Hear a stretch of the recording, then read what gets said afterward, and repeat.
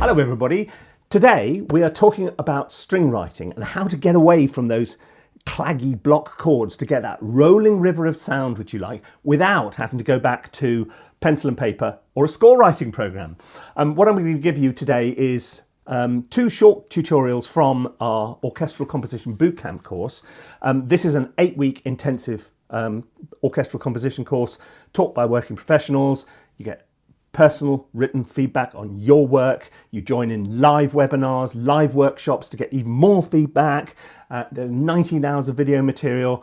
It's really, really good fun. Anyway, next term starts on the 5th of February. So if you're interested, look at the details under this video and come and join us because we'd love to have you. Anyway, let's dive straight into the first of the two tutorials about moving away from block chords. Hello, my friends. What I thought we'd do now is get down to actually writing some music and showing you some of this stuff in action because, you know, range and articulation, things like that, you can look up in a book. But, you know, people like Joe, as you see, really bring it to life in a way that a book can't. But really what I suspect you want to know is, okay, I get that. How am I supposed to actually write this stuff? Let's start with what is probably the most important difference between writing ordinary kind of keyboard music and writing for string section. It's really easy to load up a patch.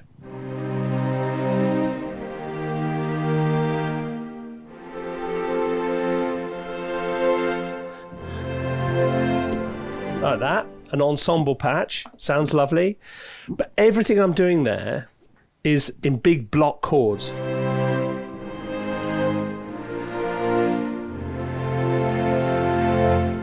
Nothing is written in a way that makes the most of the string section.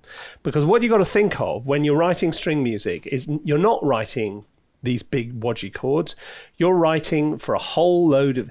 This violin one is one line. Okay, there's just one line. So let's just... Okay, let's... What chord are we going for? Okay, we go C minor, A flat, B flat, F, okay? So then we're going to try...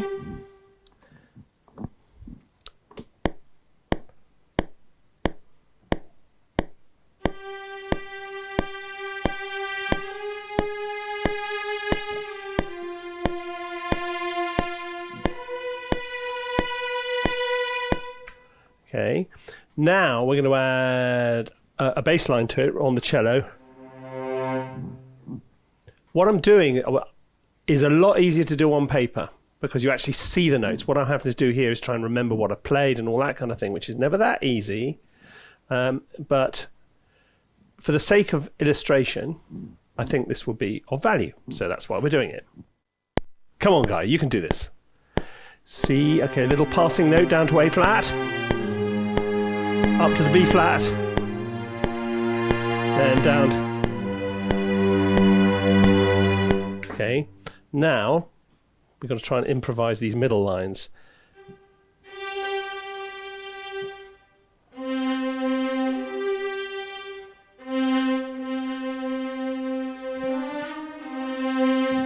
Okay, see how this goes.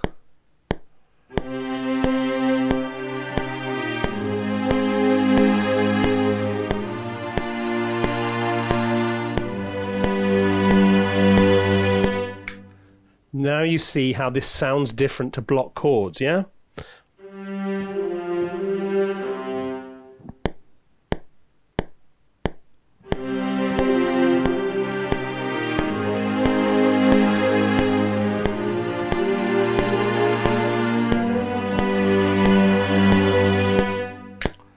Something like that. You know, had I done this, had I tried to play this on the same chord progression, it would have gone more like...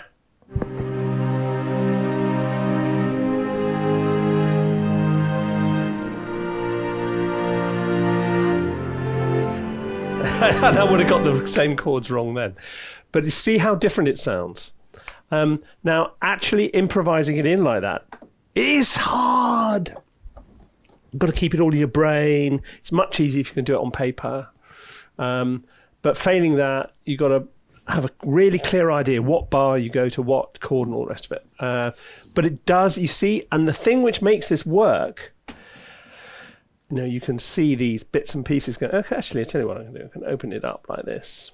So you see the movement in that already. Do do do do do do do do do do do, these little passing notes in here, and there's a million things you can do to tidy it up, because, as I say, on paper it works. It's so much easier, but it's easier in one sense and harder in another, and it's quite a significant step when it comes to trying to make in terms of time. So I am mostly working straight into the door, and that's what I learned how to do, and that's how I'm most comfortable working. But I do go to pencil and paper when I need to work out stuff exactly like this, actually. So that's the difference between block chords and individual lines. And I want you to try and remember it. There is a way of going from block chords to individual lines. And the way I'd normally do that is simply I'd start with the playing in the...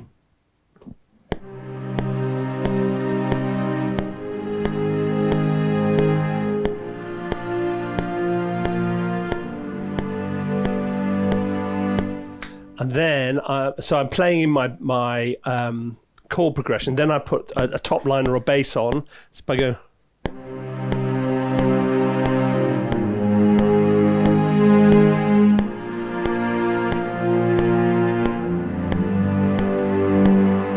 Even that starts to sound better. And then you can then put the top line on.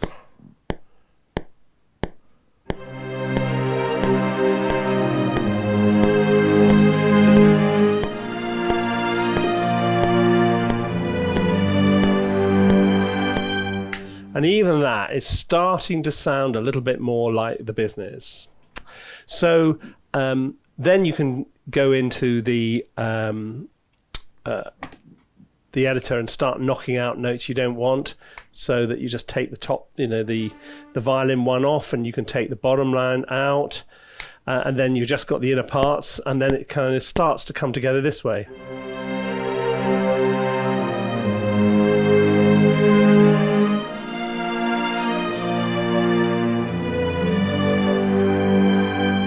Complete with dodgy notes.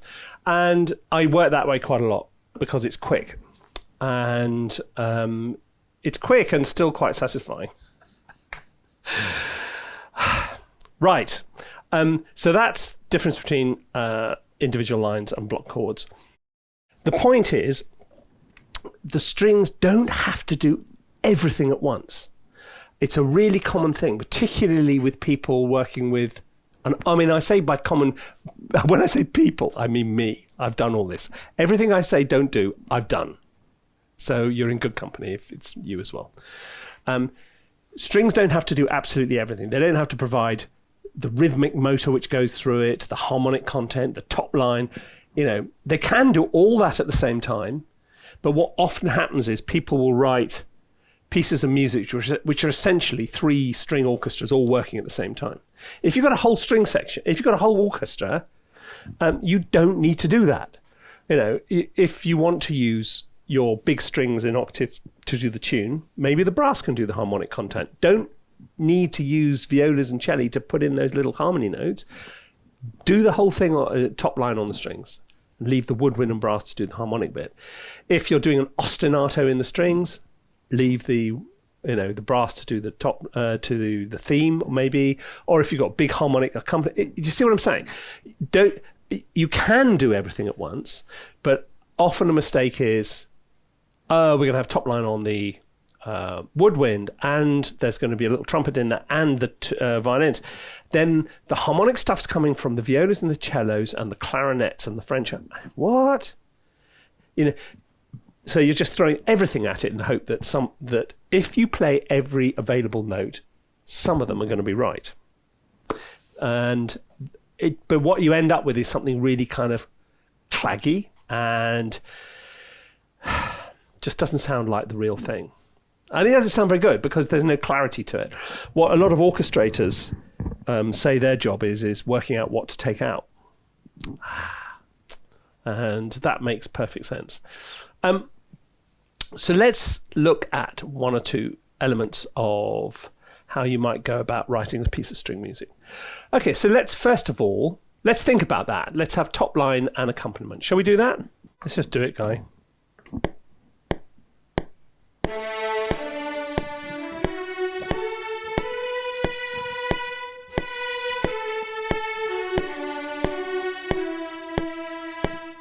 Now, we could write I could do all kinds of string stuff under that. So we do it with violas, providing rhythm.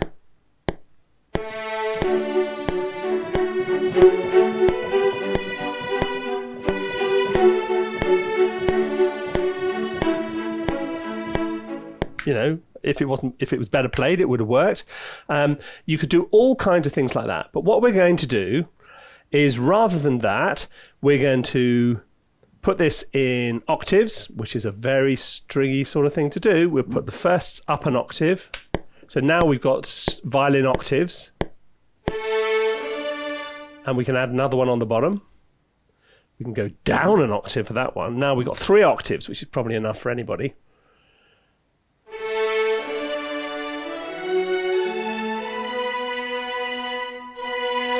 Except it goes off the bottom of the range of the violas by the look of it. Let's have a little look.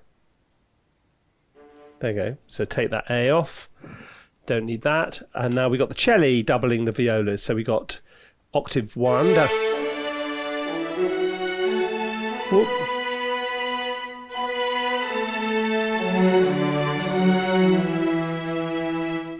And now we're going to use the woodwind to provide I have no idea how this is going to go.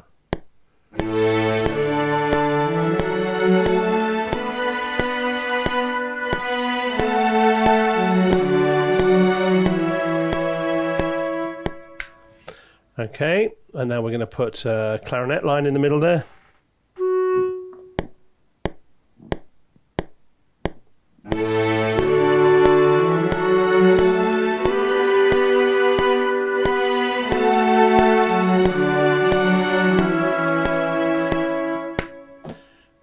Now we'll put a bassoon line on the bottom.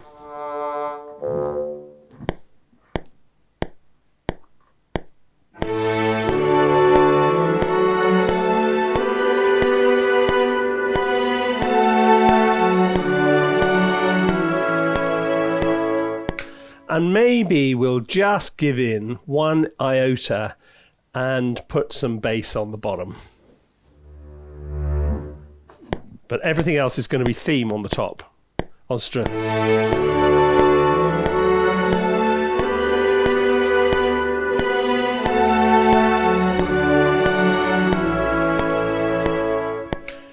Works fine, and if you balanced it up right, that would be great.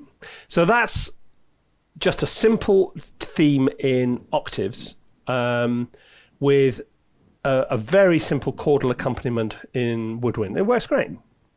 But you can do lots of other things, as you're well aware. One of my favourites, and everybody else's, is using strings to provide a pedal.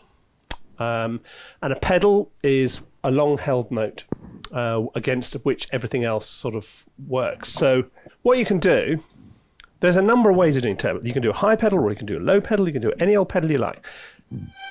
So I'm going to put a G on the top here. I'm just going to hold it.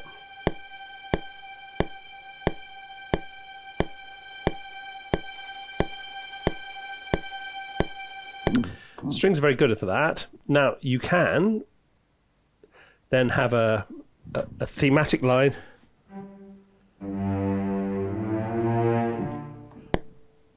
Down the bottom here.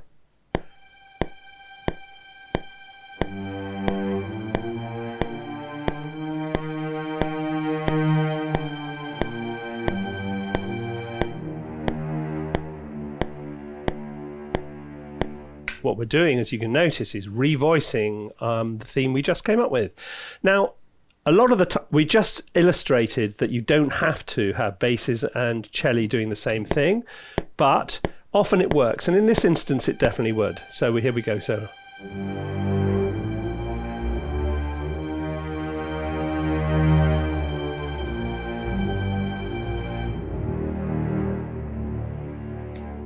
and then you can have something else going on in the middle. Have we got any? Let's see if there's any muted. Have we got any mutes in here? Whoa, yes we have. There you go. Long muted, that'll do. So we're going to have some muted brass in here.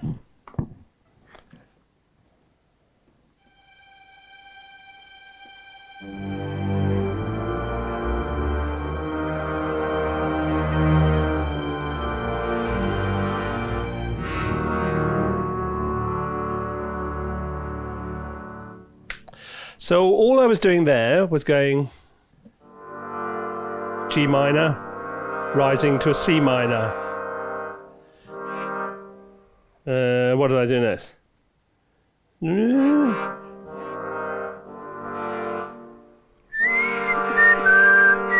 I went to an E flat minor, I think.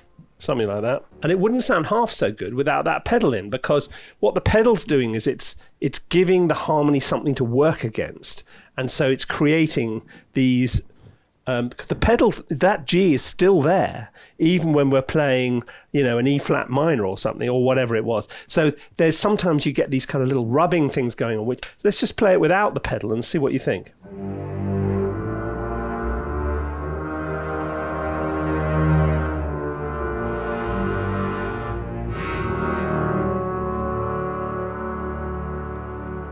It's fine, but I liked it with the pedal. You also can do a low pedal. You don't have to do a high pedal. So you can go to... Let's put a low C down the bottom here. Oh no, actually a low D. Because D can have vibrato on it and C can't.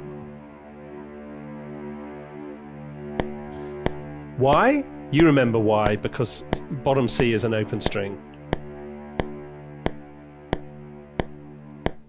Okay, that probably could do with, again, we're going to put the octave below that.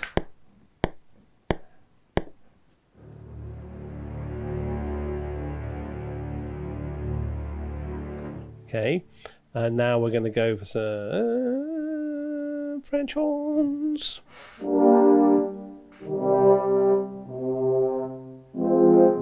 I have no idea what I'm about to play, but let's find out.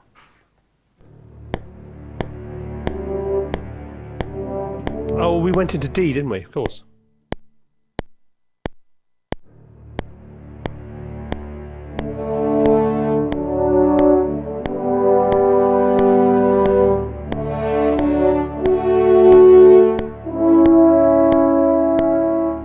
Okay. Now you see that again. It works fine. Looks like I'm going for Heroesville.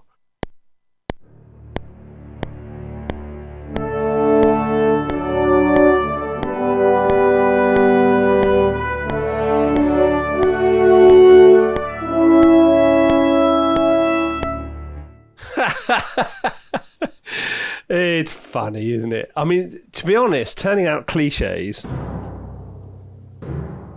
is, my stock in trade.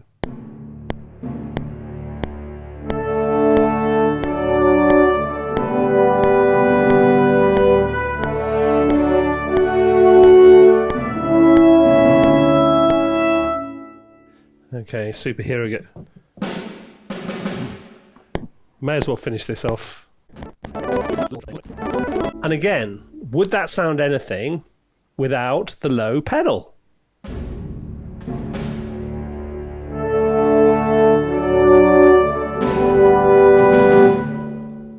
Let's find out.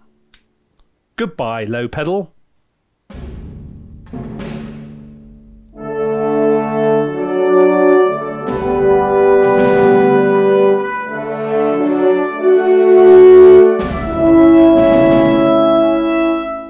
Completely different, isn't it?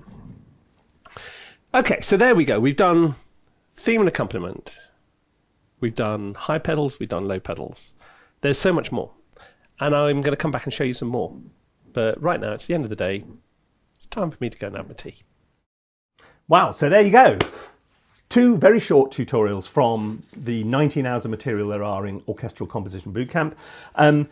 It is really, really good fun. Next term starts 5th of February. Details are below. I'll be back with a normal video very soon on the channel. What I thought I'd leave you with, though, is some reaction from one or two of the students who went through bootcamp on the first term. So see what they've got to say. See you soon. Bye-bye.